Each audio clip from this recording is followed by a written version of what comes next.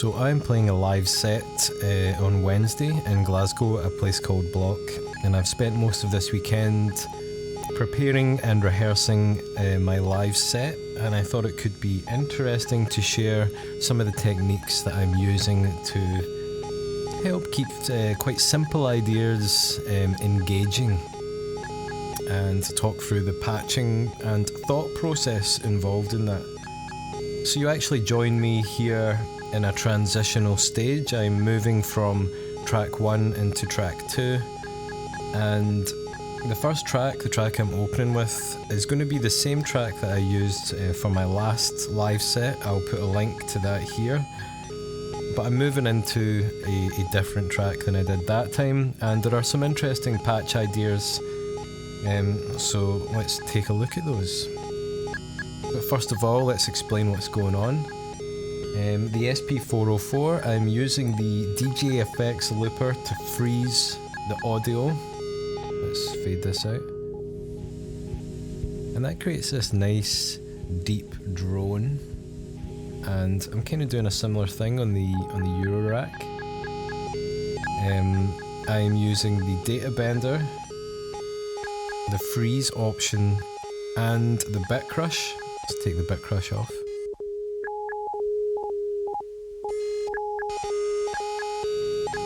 And what this does is it gives me a nice hands-free environment. This is just going by itself, and that allows me to set up the next track and change anything that I need to change, and start bringing in new elements of the next track. I should point out that the OP1, the 404 and Pam's new workout are all set to 120 BPM, but they're not connected in any way. I'm just hitting them in time, hopefully, in theory, and hoping that everything's gonna sync up perfectly. Sometimes it does, mostly it does. So the first thing I'm gonna bring in here is beads. I have beads clocked by Pam's into the seed input, and I'm using maths to modulate the pitch, and that's what's creating this melody. I like it. And the next thing I'm going to do now is bring in the chords and the hi-hats of the next track. No, that's not true. The first thing I'm going to do is hit freeze. Because this nice melody is being created by the audio coming through, if I start introducing more audio, it's not going to sound the same, and I want it to sound like that. Right now, I'm going to bring in the next chords.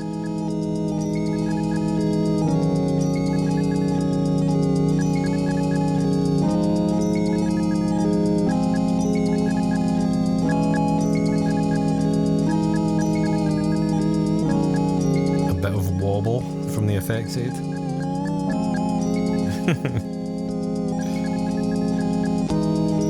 Okay, so the next element that I'm going to introduce is a kind of rhythmical thing using the filter, and what I've done is I've taken a sample and hold shape out of Pam's.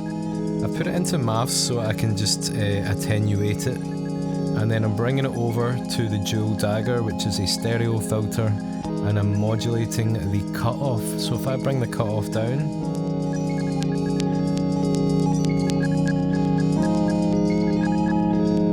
you get these kind of rhythmical clicks and fade-ins and out, and it adds a lot of dynamics to the chords and the hi-hats. So the next thing I'm going to do, and I'm a big fan of this, is take things out. I feel like we get so used to all of these sounds, and when you start just dropping them out quite suddenly, it can be quite impactful. So I'm going to take the volume all the way down on the 404, take the freeze off, and the bit crush off as well. 1, 2, 3, 4.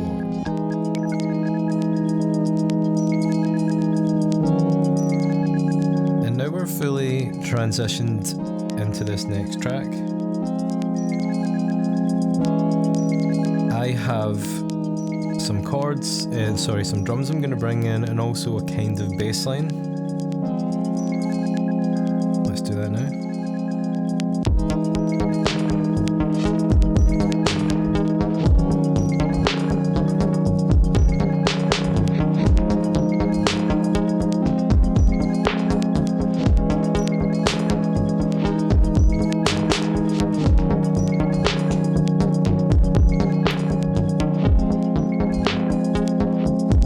I'm going to bring in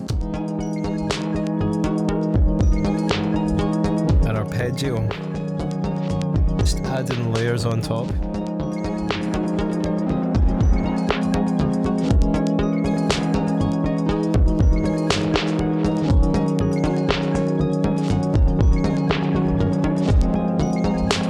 Now I've got a melody on the 404 here that I used in the first track.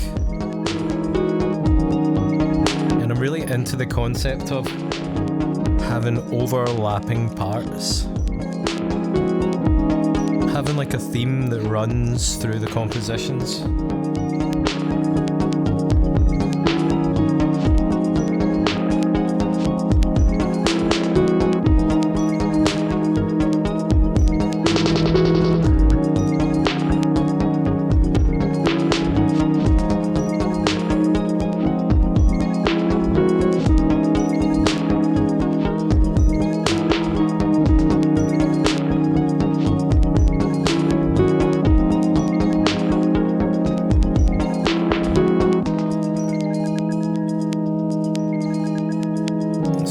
The way this is going.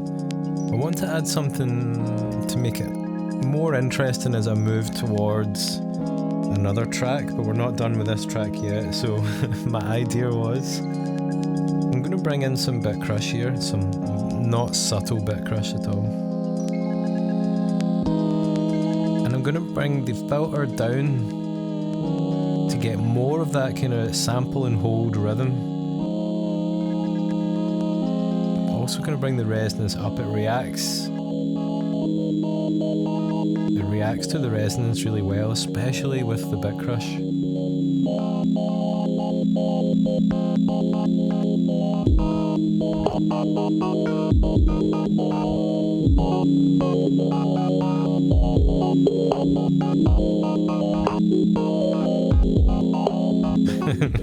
I really like that.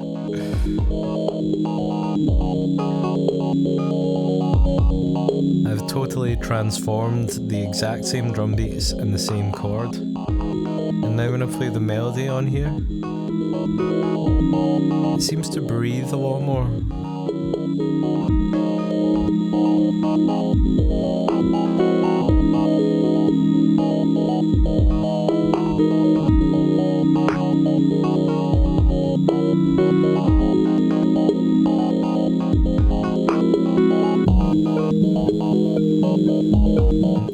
Done there is bring in the first element of the next track, which again is about these overlapping themes.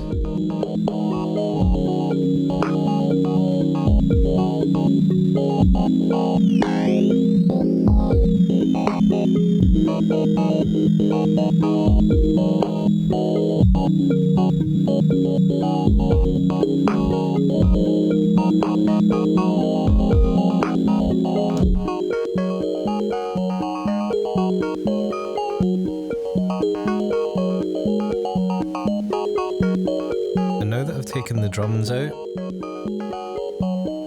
we're into the next track officially, maybe.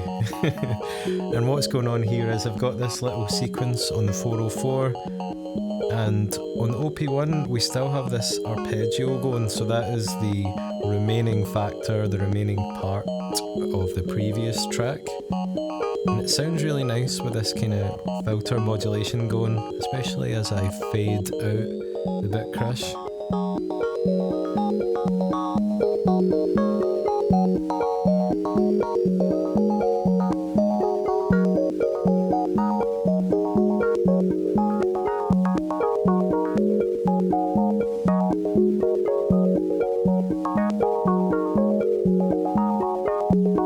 could take out the resonance and then start fading the filter up so we hear more of this arpeggio. Now I think live I'm going to drag this out a bit more.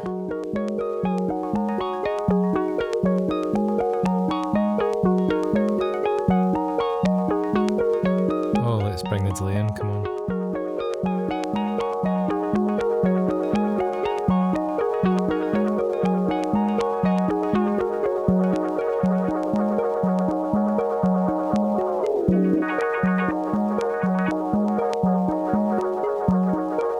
So what I did there was I set the feedback to infinite on the delay,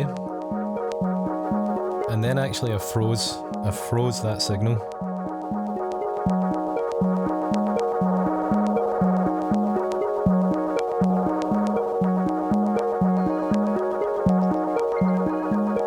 I'm gonna bring beats back in, just a reminder of that little sound. And again, this is another example of being hands-free as I line up the next part of the track. So I'm just using the shift and arrow button to scoot along on the OP1.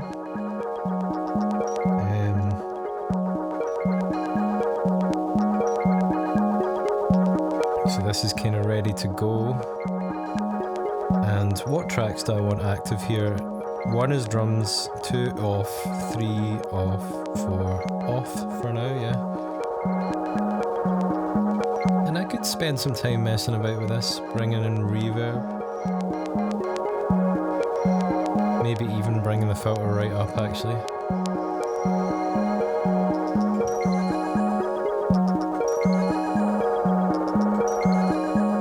And what I'm going to do is turn the delay off, and I'm gonna bring in the new beat of the new track and take the freeze off of the data bender at the same time. 2, 3, 4.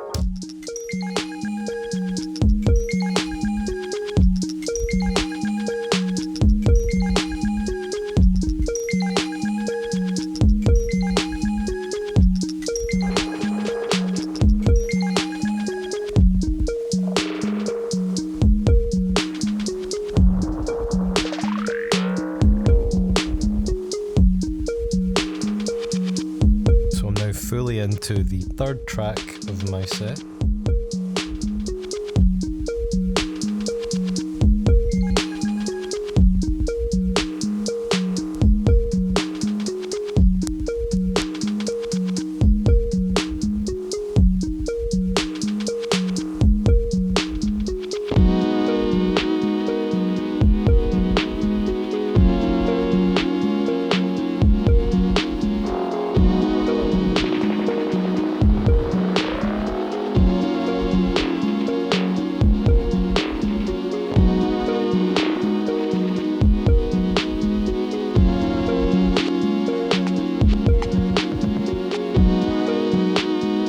I'm actually going to use some of the data bender freeze in this one.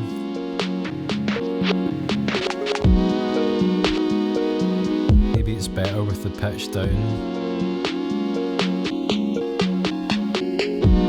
Yeah. And then I'm just going to start bringing in some new elements.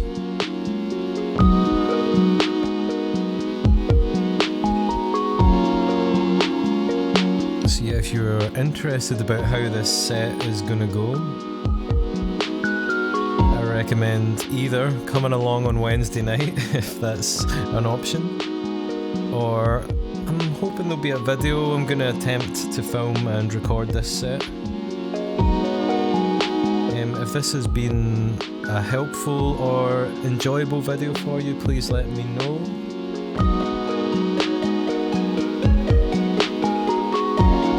Please hit the like button and leave a comment. All of that really helps my algorithm, apparently.